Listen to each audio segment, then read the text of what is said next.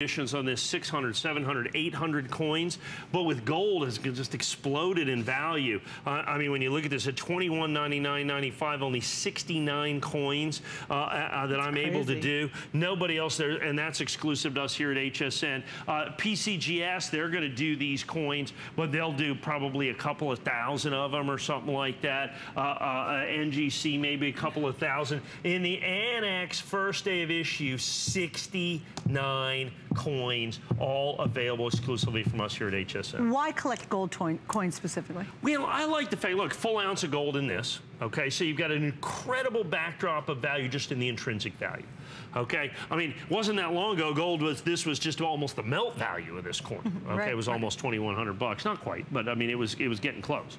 Then you have in the fact that because it is gold and it is big, they don't make that many, so the mintage is low.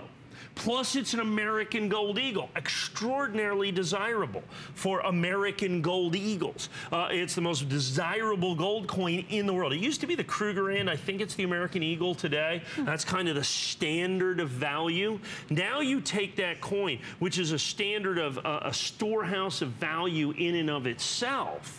Now make it Mint State 70 perfect first day of issue, and that adds a significant value to the coin itself. So like I said, with only 69 of these, already a couple of them sold just like that, because there are people that have collected these all the 15 years that I've been here, have collected this ANACS first day of issue every single solitary year that I have been here. And as they've watched, the edition limits have gone down and down and down and down. How important is it you can get year after year after year after year?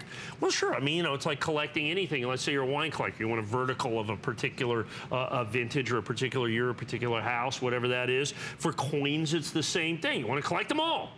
I mean, you know, just by nature, we don't like to have holes in our collection.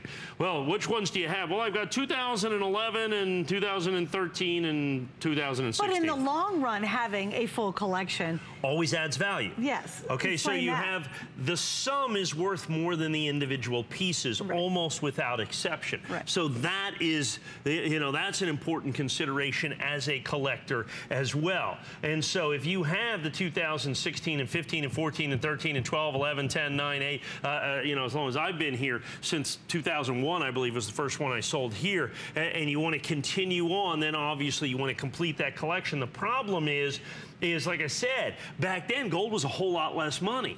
So I could charge a lot less because the underlying gold value was less. I mean, the numismatic value is pretty constant in this. That's always been the thing. But when the gold value is less, then I can charge less. Well, gold's up over last year. You know what I'm saying? From this kind of same time. Absolutely. So great opportunity for you. Still one of the lowest prices I've charged on this, charged for this in years and years and years. Only 69. Absolutely. I think last year was 86 or 89 or something like that, 91 or 92, somewhere. 69, we're getting really, really low in terms of the limited edition. And a lot of that has to do with, you know, I got to buy 500 coins. You know, well, go out and buy 500 ounces of gold and price that if you want to go ahead and do that. I don't think so. To sell 69 of these, I got to buy $1 million worth of gold. Hello. Yeah. So, thank you very much. And keep your fingers crossed that it comes out perfect. Keep your fingers crossed that you get